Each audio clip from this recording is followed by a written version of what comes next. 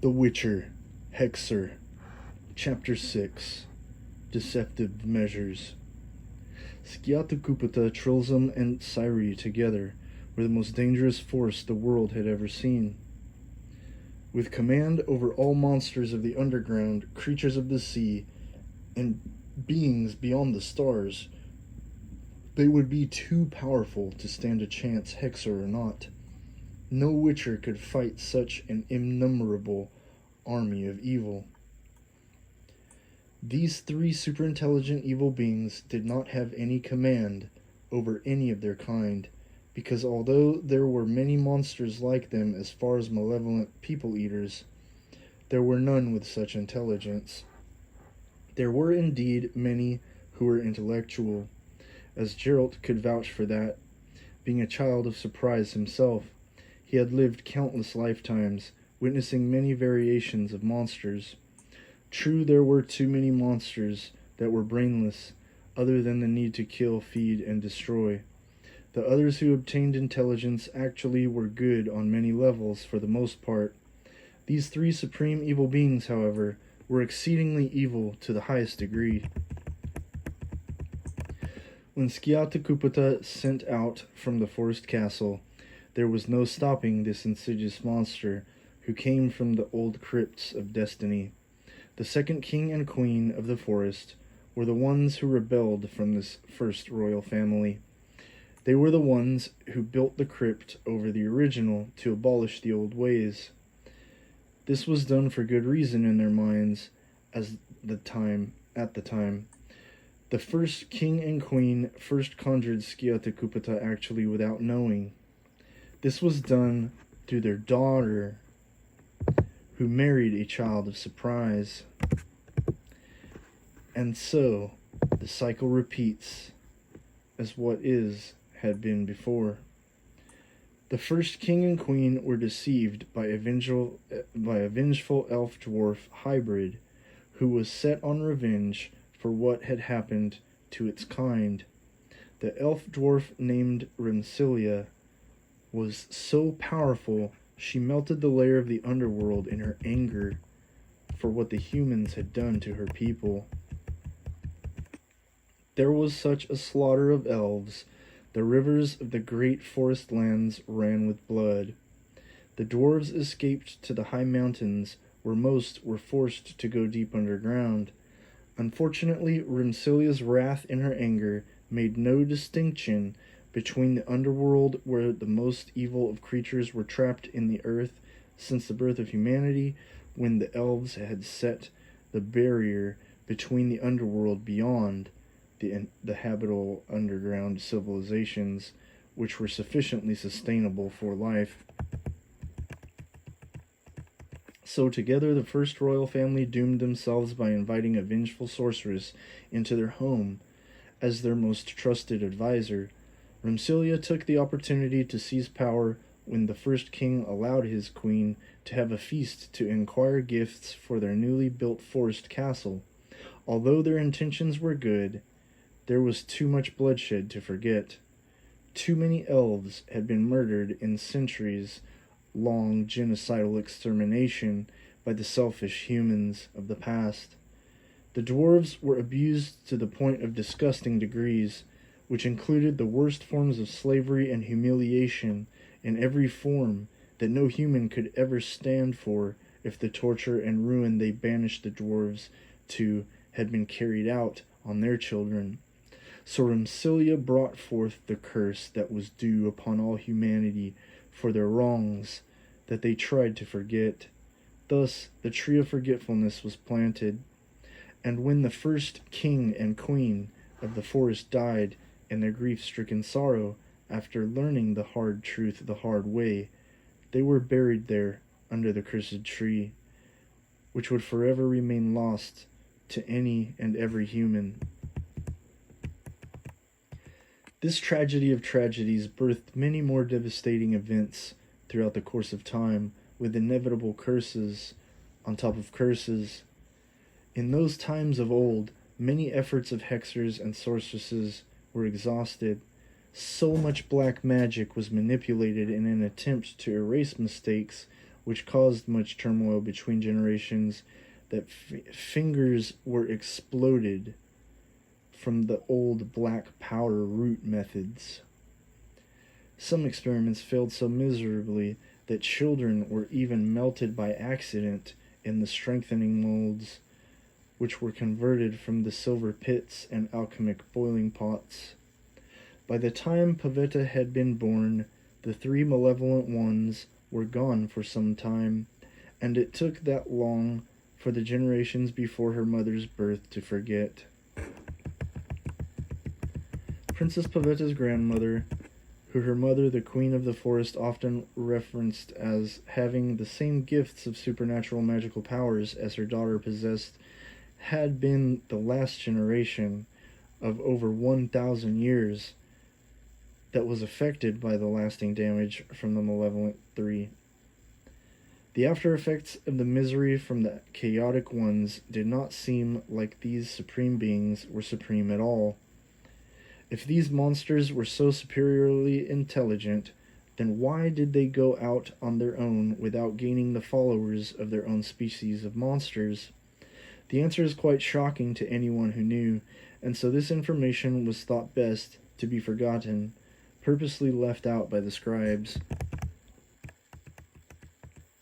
No one wanted to frighten the children with stories, since stories were all they had. Stories were all anybody had to comfort their children, and anybody else, no matter how old. The dark history of things was put in spells and transferred to burning arrows that were shot into the deep forest in the direction where it was thought the tree of forgetfulness was planted. The arrows did burn a portion of the forest, and this area was known to be cursed by the darkness of the past. History was tough to tell, when the founders of the castle were in fact good, but did bad unknowingly, which ultimately was very bad, along with what happened with the next generation, and all the generations after them, for well over 1,000 years, minus only a few, who could be spared from the long, long list of failures of humanity. Such a harsh phrase to describe royalty, but this needs to be explained so one can see and understand as to why the old druids held council, time after time, deciding every century to leave out these horrific mistakes of their rulers' own doing and making. Skiathukupata was the curse of the royal family of the forest. It was he who was summoned by the old offspring of the persecuted ancient races before the existence of humanity. Therefore, Skiathukupata was summoned by the child of the slaughtered and banished. Banished dwarves were mistreated to a point of shocking cruelty, and the genocidal extermination of the elves. There is no amount of words that can express the incredible injustice to their fantastic existence. Although Remsilia was killed rather quickly in her short life, she got to see the beginning of the curse take place, and died laughing while she was burned in a pile of hay. The royal guard knights of the time were ordered to bound her like a roast pig, and they soaked a large pile of hay with burning oil that was normally used for their evening torch lights and lanterns. Little Remsilia was thrown in the pile of hay. After the bastards threw her in, a knight with a torch in hand threw it on top of her. She made sure to let them hear her laughter through her pain as she died, even to the last breath that was in her, before her lungs were filled with black smoke, then melted away.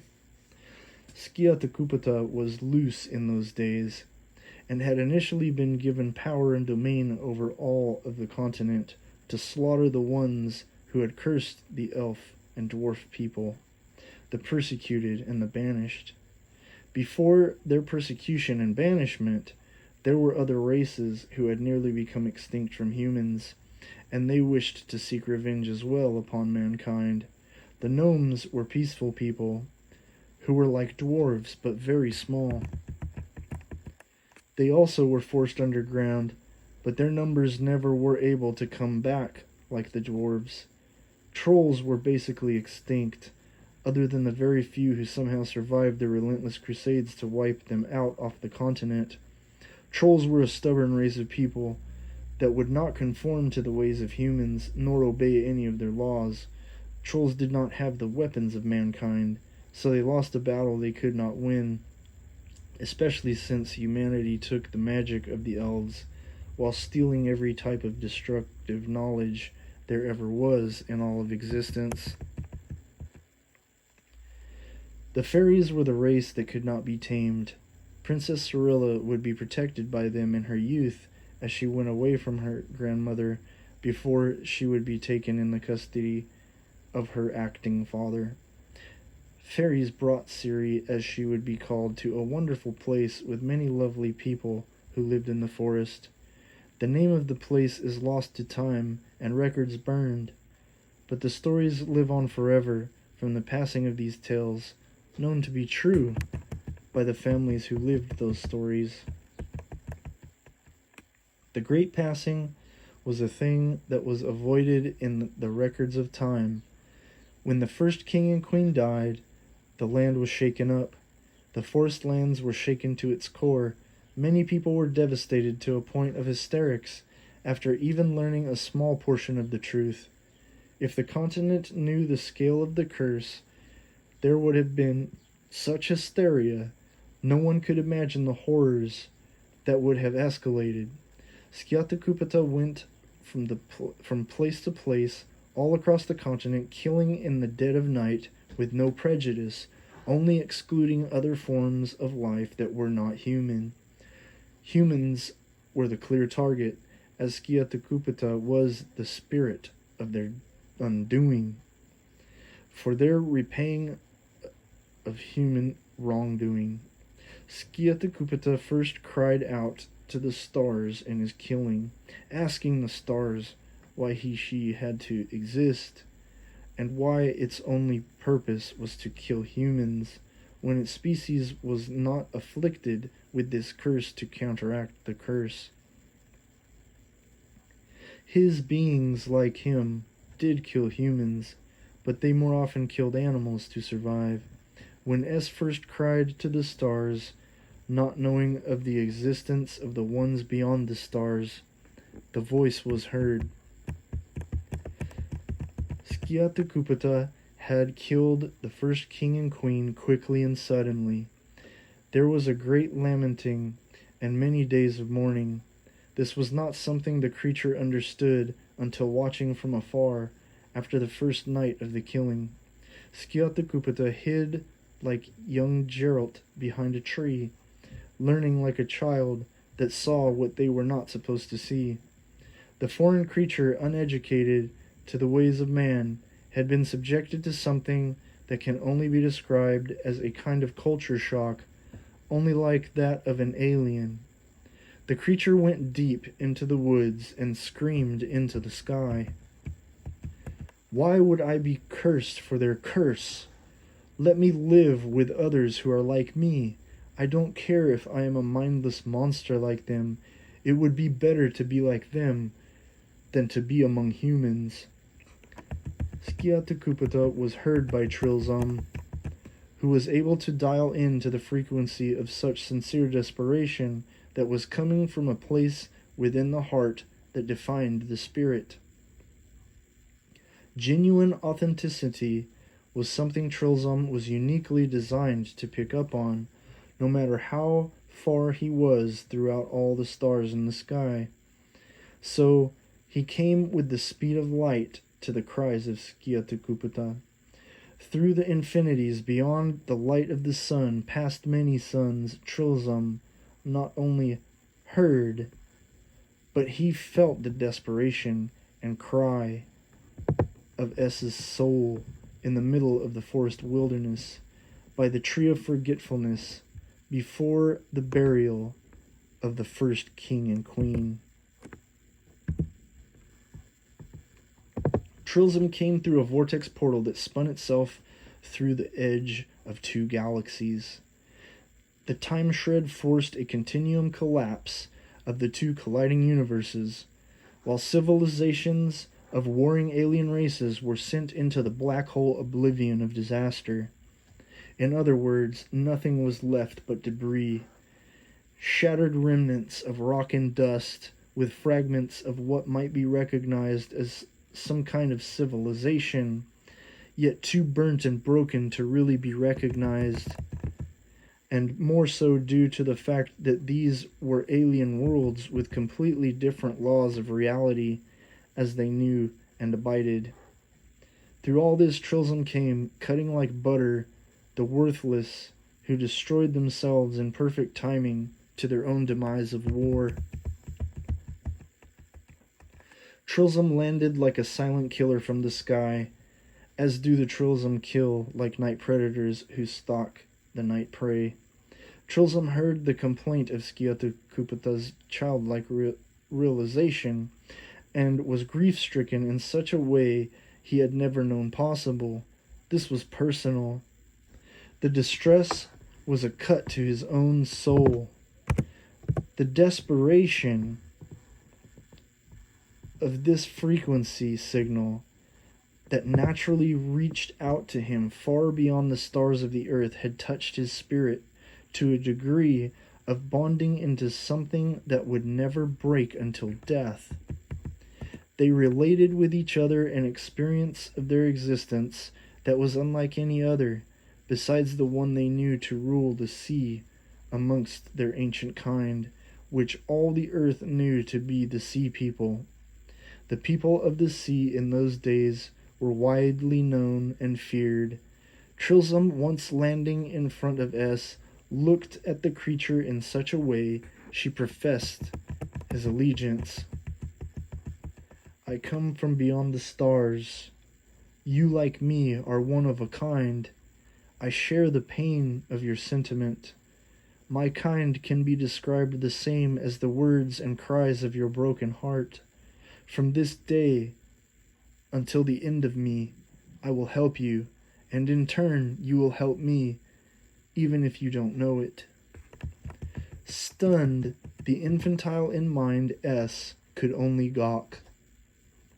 It was all right for Trilsum, since he was a celestial being who understood his impression on other creatures. Time and laws of other creatures did not apply to such a supreme being. He would teach us the same truth which they shared. Certain things would prove invaluable more than all the riches of existence. Trilsum taught the truth of the gift bestowed upon S, even through the terrible curse which they shared, although in different ways and worlds. Not even worlds, but places of existence, technically. No matter how old Skiathukupata really was, the creature during this time was like a baby vomited straight out of its afterbirth and left behind in a mess. Trilsum remembered being thrown into the vastness of the stars away from its kind, because they of lesser intelligence, which was everyone, did not understand the severity nor the complexity of his mental or physical excellence. To say that Trilsum understood Skiathukupata is a gross understatement. Trilsum had no other choice but to be forever bonded by spirit. The help of their kind was not possible, neither S or Trilsum. If the Queen of the Sea People wished, she could have commanded all the people of the sea to do wicked things, but this simply was not needed, since she could do all the things that needed to be done by herself. Trilsum understood that his kind would simply wipe out all life on earth the same as the people of the sea, and knew this made no sense for his agenda, or for anyone's, even if he was a creature of chaos. The only question anyone needed to know about this is this: if there is no more life, then how can there be chaos? Life was needed in abundance for the creatures of chaos to exist, these malevolent three. So, here in this deep forest wilderness, a great pact was made, not between species of creatures, but the outcasts who should have been leaders, if things made sense considering the biological aspects of their superior design.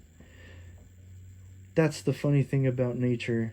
Nothing makes sense when it comes to a species as a whole, with any sort of regard for intelligence other than killing and violence. All the lesser known to do is to kill to survive. So why would it matter how intelligent the one of 1,000 or one of 1,000,000 be? This is irrelevant, since the intelligence of one cannot act like an infection, infecting the stupid with a smart disease, magically making them smarter. All the magic out there couldn't change the stupid into anything else. The lesser were made to be like flocks of birds, schools of fish, and herds of livestock.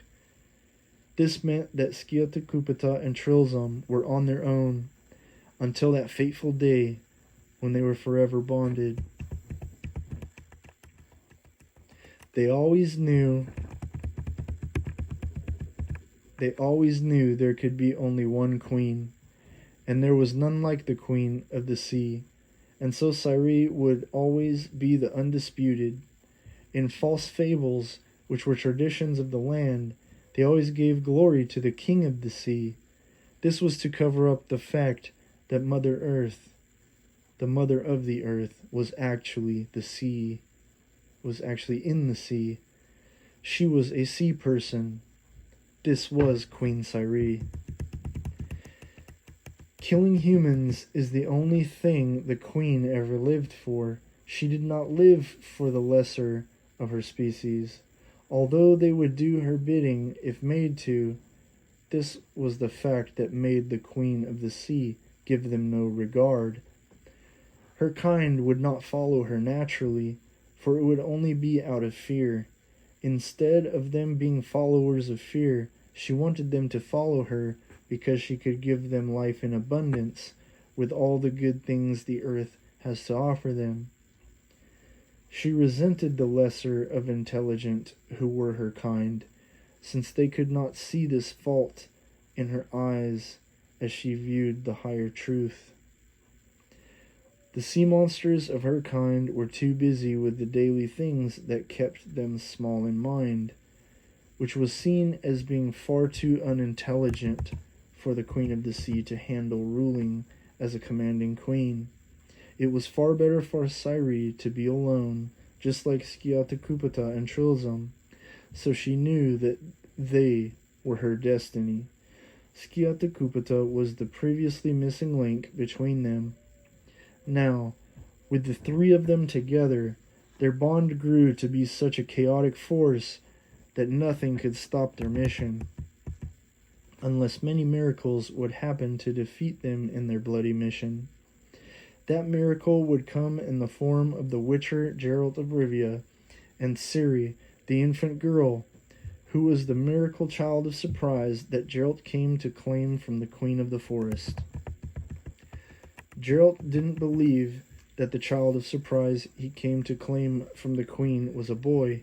He knew better, because his heightened senses as the lone white wolf told him otherwise. The medallion he was given by the sorceress was only enhancing what already was in him.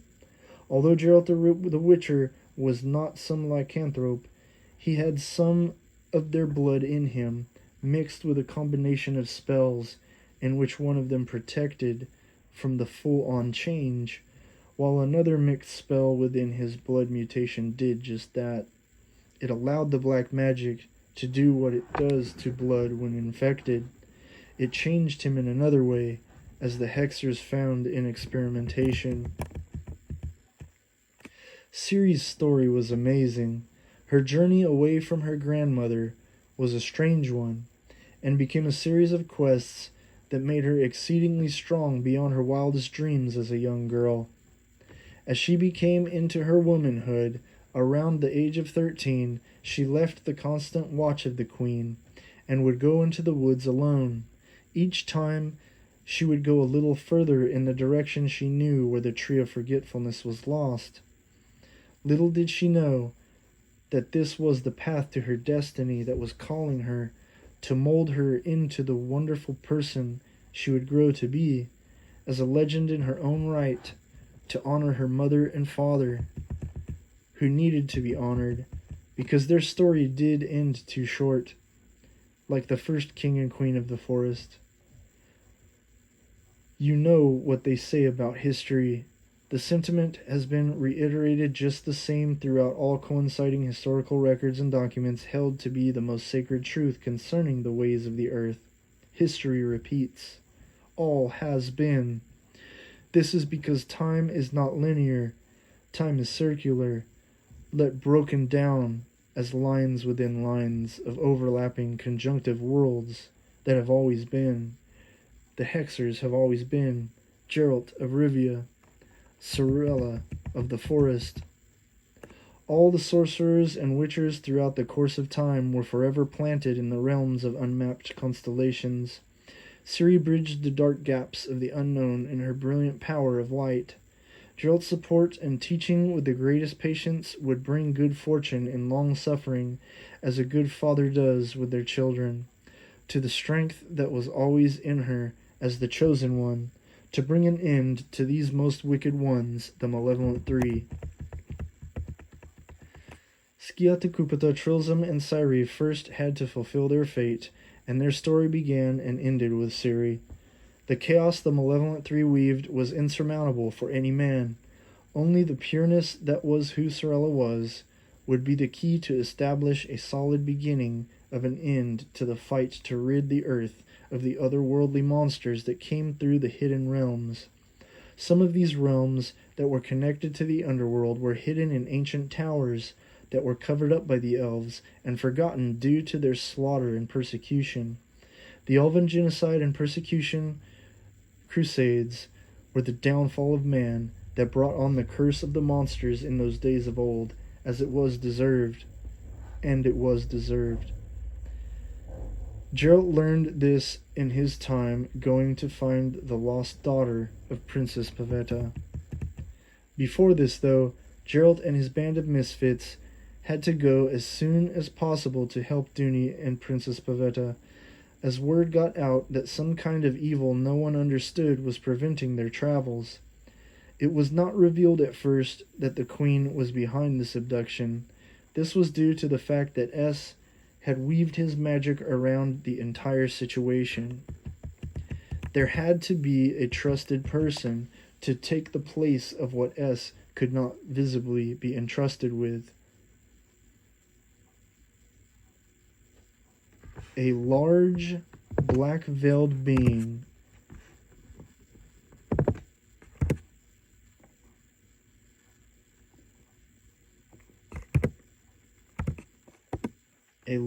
black-veiled being such as the vile Skiathekupta would never have the child.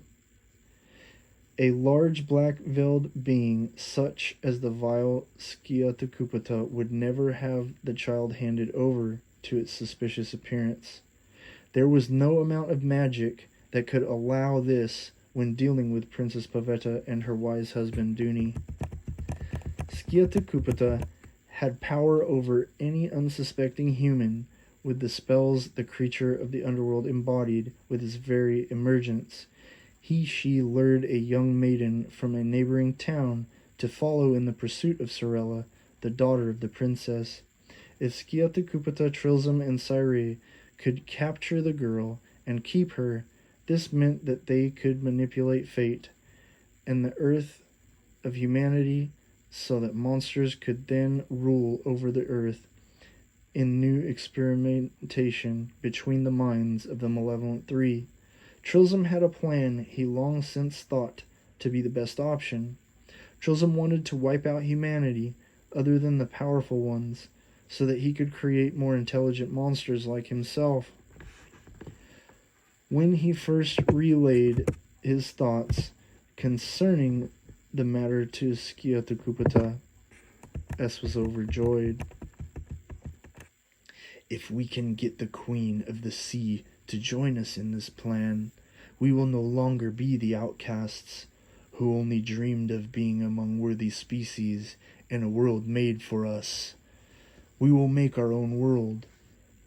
Trilzum first spoke to S of this in their first meeting, after he first fell from the stars, and the two walked out of the deep wilderness.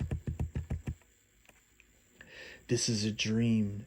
you've had out there alone amongst the stars above me, but I could not see, even less than the ones above my underworld domain. We were dreaming a similar dream, to have a world of our own. S wept under the veil, and put it back to reveal its true face, even loosening the scarf around the neck to speak visibly to Trilzum. Yes, as I dreamed of others to interact with, you did as well. I knew there was more for me, and somehow you were there all along, as the one I already knew of who is like us, Cyree, the queen of the sea rages in the waters untamed. You are the key to her and I coming together to take from the humans what they proved to the earth they are not worthy of by their destructive ways. I only wish to destroy them and nothing else. It has always been so. Trilzum was sincere, and S knew, without question, as the being fell from beyond the stars to speak these words. We will do this thing for the earth, and what will be best for all, to make a strong empire of chaos to end humanity. This is all I want, to destroy the ways of the humans and damn anyone who tries to stop us. Skiatakupata became heated in temper thinking of such a thing, for this was a moment of S's dreams looking realistic in manifestation, which before seemed like the most far out of reach thing that could ever be possible for a lone banished creature of abomination. Then we go now on the path of this princess who has given birth to the true princess of fate and our destiny. Sorella will be ours, Trilzum stated. Will she really open the doors for us? The turning of tables? Skiatakupata asked, like a child in wonder. Yes, be it so, be it so. Trilzum repeated, with clarity of the truth of possibility. Be it so. If it is written in the stars for us, Starman, you fell before me from beyond the stars, and so how can I do anything but follow you as a beacon? Skiatakupata became forever bonded with Trilzum in this long walk through the forest. You have all the answers to your fate. The destiny which you wish to share with me is waiting for the taking. Let's go take what we both know is rightfully ours, with the blessing of the Queen of the Sea, Trilzum professed. Absolutely, I shall call you the King of the Stars. Queen Cyree shall seal the deal. Skiatakupata became all the wiser in the presence of Trilzum, as did he. For the first time in the long life of the creature beyond the stars' incredible godlike existence, Trilzum was recognized as a supreme being. The name King resonated with him, and he felt for the first time worthy of such a name because, with what was said and shared between his helper in chaos for humanity, was enriching in the twisted mind of the old celestial being. Trilzum would be recognized as a king of all creatures for a designated time in these times to come after this first bonding with S.